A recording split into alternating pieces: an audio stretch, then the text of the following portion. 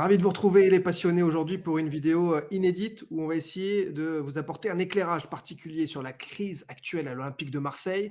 Vous le savez, depuis la réunion de lundi dernier, c'est tout un club et une ville d'ailleurs qui sont sans dessus dessous. Beaucoup maintenant font l'amalgame entre cette réunion et tous les problèmes depuis 30 ans entre Marseille. Au sein de Marseille, son club, on nous parle de cambriolage, extorsion, beaucoup de soucis graves et des menaces dont a parlé Pablo Longoria. Vous le savez bien sûr, on en a parlé souvent dans le Déj Foot toute la semaine, avec d'ailleurs souvent aussi un coup d'avance sur ce qui allait être dit et ce qui allait se passer. Là aujourd'hui, on revient sur le vrai sujet de la réunion de lundi. C'était bien sûr du côté des parents, du côté des supporters, de faire le point avec la direction sur de gros et graves problèmes au sein du centre de formation, chez les féminines aussi. Alors aujourd'hui, dans cette vidéo, j'ai pu contacter le papa d'un joueur, d'une joueuse. On va conserver son anonymat, on va l'appeler Michel bien sûr, mais on va conserver son anonymat pour bien sûr qu'on évite, si jamais c'était le cas, que ça se répercute sur son enfant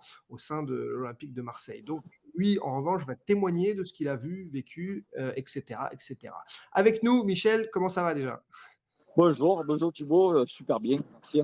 Bon, Merci. alors, cette semaine est difficile à Marseille et encore plus quand on est certainement parent, papa d'un joueur, d'une joueuse. Qu'en est-il de votre côté? Quelle est votre sensation? Moi, je suis bien entendu très attristé, mais malheureusement, ça fait plusieurs années que mon enfant est à l'Olympique de Marseille et je vois quelques gros dysfonctionnements dans le centre de formation et des choses, même si on peut dire, assez graves pour nos enfants. Donc Alors, c'est pour ça que je pense qu'il était temps qu'on trouve, si on peut dire, une solution. parce que ça fait des mois et des mois que vous avez eu des rendez-vous avec la direction, avec les différents responsables et que les choses ne bougent pas, mais à quel sujet? Alors en fait, nous avons des gros problèmes au niveau de l'alimentation pour nos enfants. C'est-à-dire nos enfants sont en sport-études, mais ils ne mangent pas à leur faim, car malheureusement, la cantine, c'est très compliqué. Ils perdent même énormément de poids. Ah Alors, oui. il faut dire qu'ils font 4 entraînements par semaine, plus donc les matchs le week-end, voire les tournois. Ils se retrouvent à perdre du poids parce que ils ont jamais des repas, comme on peut dire pour des sportifs, des repas normaux. C'est soit la viande la viande, elle peut se retrouver encore congelée. On va avoir du pain moisi, des raviolis moisis. C'est très compliqué. Et donc c'est pour ça que on a essayé d'alerter plusieurs fois le club. Parce qu'on a souvent on a 2 entretiens par an et on a quand même un contact par signal, mais le club dit faut voir par rapport à l'inspection académique. Quand on envoie des courriers ou quand on voit avec la directrice de l'école, c'est chacun se renvoie la balle en fait. Ah oui, parce que l'OM estime que là, ça dépend uniquement de l'école et non pas du club. C'est ça. Oui, sauf que il y a quand même une responsable, des responsables qui doivent aussi, ils ont plus de poids que nous pour faire remonter logiquement les informations. Ouais, OK. Ça, c'est un des premiers gros problèmes en effet et surtout Oui, pour des jeunes. Au niveau, c'est pas digne, on va dire, d'un grand club. Je vais faire juste une parenthèse pour dire aussi, parce qu'il y a toujours des gens qui minimisent les choses et cetera. Mettez-vous oui, à la place des parents, mettez-vous à la place des enfants, c'est une première chose. Que ça arrive à Marseille, un grand club, dans le monde, c'est anormal. Vous ne prenez pas en exemple d'autres clubs parce que souvent on entend: «Ah oui, mais ça arrive aussi ailleurs», mais on s'en fiche que ça arrive ailleurs, c'est pas normal. Et Michel a raison de mettre ça sur la table et il faut régler ce type de problème. Il y a d'autres problèmes sûrement d'ailleurs, Michel. oui, alors il y a d'autres problèmes. C'est-à-dire, par exemple, si nos enfants, à l'école, les résultats, ou il y a un enfant qui a un mauvais résultat ou qui a été dissipé ou autre, on peut les mettre dehors. Aujourd'hui, vous n'avez pas de vestiaire. On vous fait changer en culotte, donc dehors, en plein hiver. Les enfants, donc en culotte. Euh, Donc ça s'était Nous, passé nous aussi parce que, il y avait, on m'avait, donné écho de cette, anecdote, en me parlant d'un vestiaire sale. Là, vous nous dites que c'est parce qu'il y a pas de vestiaire de dispo, donc les enfants se changent dehors en plein hiver? oui, oui, oui, oui, oui, oui, en Waouh! plein hiver, dehors, donc avec le froid et ce que ça peut engendrer, même au niveau, on va dire, intimité et compagnie. Et le coach, dans ces cas-là, il Le coach, il fait, en général, comme ils font souvent, les sourds. OK, Voilà. OK. Il y a pas trop de malheureusement, quel que soit qui y est, il suffit qu'on essaye de discuter avec eux. Là, si vous êtes pas content, ou il y a d'autres clubs, en gros, faut faire nos affaires et partir, quoi. Il y a d'autres personnes qui voudraient venir à l'OM, par exemple. Vous voyez? Et souvent Ouais. derrière des menaces. On n'a pas trop il faut pas parler, surtout pas parler. Ah Donc, oui. nos enfants, par exemple, si on part en match ou en tournoi, si on veut simplement regarder nos enfants, simplement nos enfants, il faut surtout pas qu'ils regardent les parents.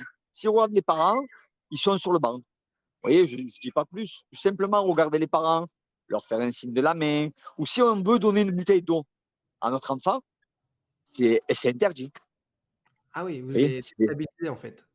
C'est ah oui, oui, je vous dis, alors que certains, d'ailleurs, souvent on veut faire la comparaison avec certains gros clubs, ces clubs-là, les parents, les éducateurs, tout le monde mange ensemble. Vous voyez, pour moi, pour moi, le foot, dans la logique, ça devrait se passer comme ça, mais pas l'OM, en fait. Pas ouais, c'est l'OM. Et je trouve ça bien triste parce que ces équipes-là, justement, elles performent dans tous les tournois en ayant cette ambiance-là. Nous, on crée quelque chose avec les enfants. Il faut toujours une distance avec nos enfants et on n'arrive pas à comprendre, quoi. Donc il y a On des n'arrive pas menaces à comprendre. comme vous dites, il y a des menaces aussi, il y a des pressions. Mais ça, est-ce que Oui, c'est, nouveau? Est-ce que c'est dû, au renouvellement qu'il y a eu ces derniers temps, ces dernières années de coach, le passage à un vrai, entre guillemets, «centre de formation» à l'OM, aussi parce que, c'est passé de statut de bénévole à entreprise? Ou est-ce que ça fait longtemps que c'est la pagaille, et on comprend mieux les résultats, moyens, si je puis dire, de l'OM, moi, en général? moi, je peux vous dire que ça fait 4 ans que ça se passe comme ça. Vous D'accord, donc voyez? ça ne change pas, ça Voilà. n'évolue pas et c'est là où, ça y est, Oui, c'est la goutte d'eau, qui fait déborder le vase à chaque fois, qui a un oui, impact. oui. Alors même je trouve que c'est même de pire en pire. Ah ouais. C'est tout le temps pareil, en fait. Et malheureusement, je vois pas trop d'issue. C'est ça qui est. Parce qu'il y a eu beaucoup de renouvellement au niveau, des coachs, quand même ces surtout 2 dernières années, quasiment toutes les catégories et ça n'a rien changé? Non, non, non, ça a rien changé. Bien au contraire, parce que tous les coachs viennent de l'extérieur. C'est-à-dire tous les coachs de Marseille, en fait, en général, on les fait partir, quoi. On les Mmh. garde pas. Ah, il y a Voilà. vous ressentez vous une, volonté d'écarter les Marseillais de l'OM? Mais c'est quoi alors? C'est, C'est la c'est- c'est la guerre avec les Espagnols du coup? Vous pointez quoi du doigt? honnêtement, je comprends pas parce que même on va dire sur la liste des joueurs qui ont été, qui sont partis de Marseille, c'était bon, on va dire pratiquement que des Marseillais. Il y avait beaucoup d'internationaux et compagnie. On dit souvent que nos Marseillais, ils n'ont pas le niveau. C'est pour ça qu'ils quittent l'OM, qu'on va chercher des joueurs un peu de toute la France. Alors que même dans les 40 petits qui ont été virés, c'était des bons joueurs. Donc, en fait, je n'arrive pas à comprendre. D'accord et là, Et je quand vous vous dis, posez la on dirait que, pardon, ouais, on dirait que? que j'ai l'impression que justement, on veut vraiment lever l'identité marseillaise au club. Voilà, toutes, tous les joueurs, joueuses qui sont de Marseille, au tôt ou tard, elles sont automatiquement dégagées et on prend des joueurs de partout. On peut même voir ça chez la D2, puisqu'on on recrute des joueurs d'ailleurs, alors qu'il y a de très bonnes joueuses. D'ailleurs, une que je connais très bien qui est de ma famille et qui est automatiquement elle ne peut pas jouer avec la D2. On préfère privilégier une joueuse qu'on a recrutée, mais les Marseillaises, non, elles n'ont pas le droit. Au niveau de Vous la voyez? D2, il y a eu depuis l'été 2022 une arrivée massive de 10-15 joueuses. Donc, en effet, là, ça a été un raz-de-marée. Vous étiez à la réunion lundi Ah oui, avec la direction? oui, oui, oui, Alors, oui, oui. comment ça s'est passé alors, vraiment?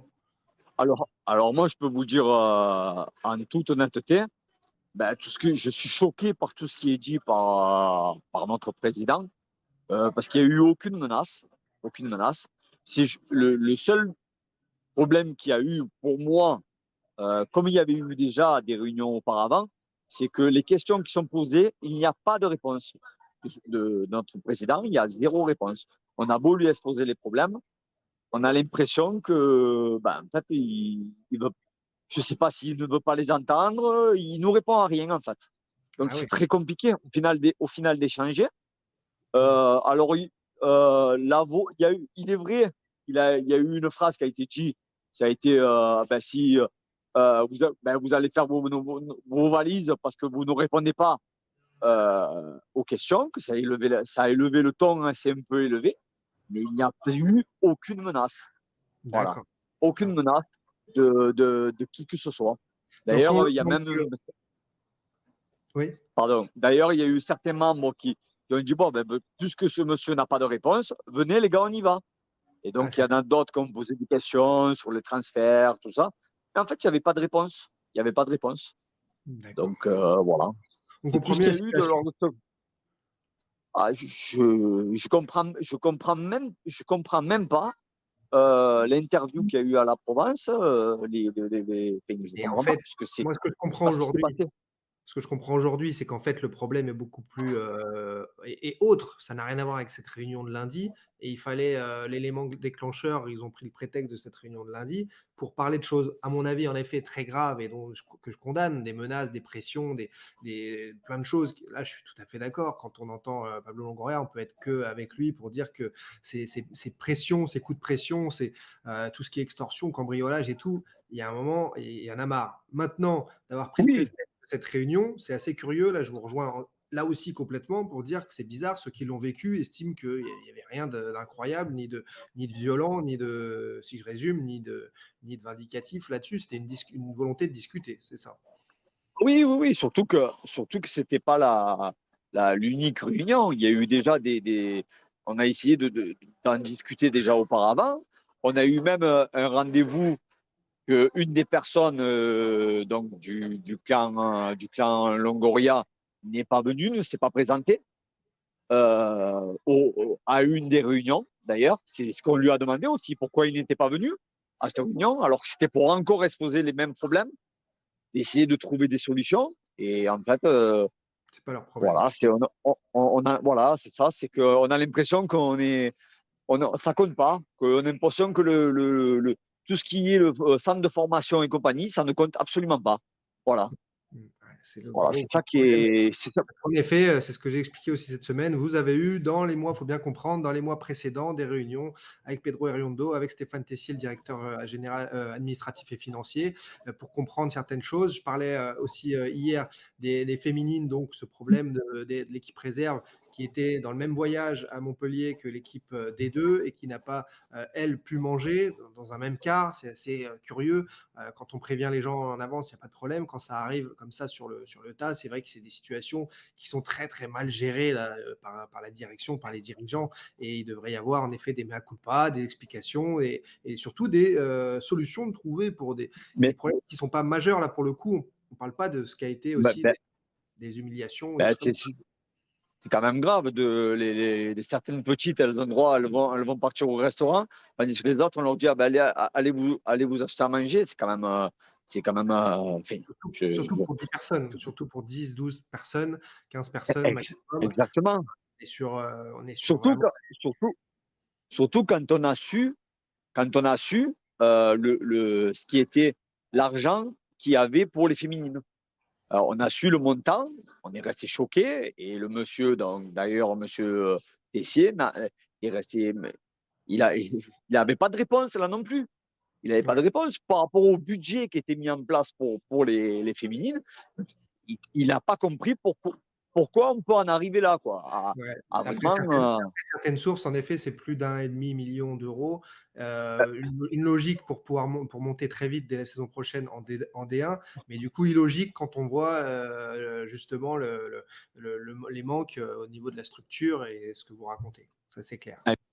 carrément 1 700 000. On vous entend 1 plus, on vous entend 700 000. ah, 1 Oui, 700 oui, pardon, oui. 1 OK. 700 000. Donc, voilà. Bon Michel, est-ce qu'on Donc, je a sais bien résumé là toute la situation, raconté, votre, vécu, faire cet appel aussi, un peu à l'aide, à cette alerte, générale? On a bien résumé la situation? oui, oui, on a bien résumé. Nous, tout ce qu'on veut, c'est que nos enfants soient respectés parce qu'ils sont passionnés, passionnés de foot, passionnés de l'Olympique de Marseille. Et c'est tout ce que, voilà, on aimerait en tant que parents, qu'il y ait un peu plus de respect pour nos enfants. C'est tout ce qu'on veut, tout ce qu'on souhaite. Regardez, en parlant d'enfants, Oui, j'en ai oui. une qui pointe le bout de son nez et j'essaierai de la surveiller aussi quand, elle ira au foot de la même façon. Merci, Oh oui, oh oui. Merci merci beaucoup. Mickaël, en tout cas pour, cette Mer- intervention passionnante d'un passionné, ça fait plaisir et on va relayer ça au maximum pour, faire bouger les choses tout simplement mais attention, chers amis supporters marseillais, il y a en effet des problèmes internes et c'est important d'en parler pour faire bouger les choses, changer les choses et d'autant plus pour des enfants et des jeunes et il y a les problèmes structurels de la ville, du club dont parle Pablo Longoria et qui pour moi sont vraiment des problèmes totalement différents à prendre aussi à bras le corps et à soutenir. Voilà, voilà pour cette mer- vidéo différente de d'habitude. Michel, un petit mot pour finir? Merci beaucoup.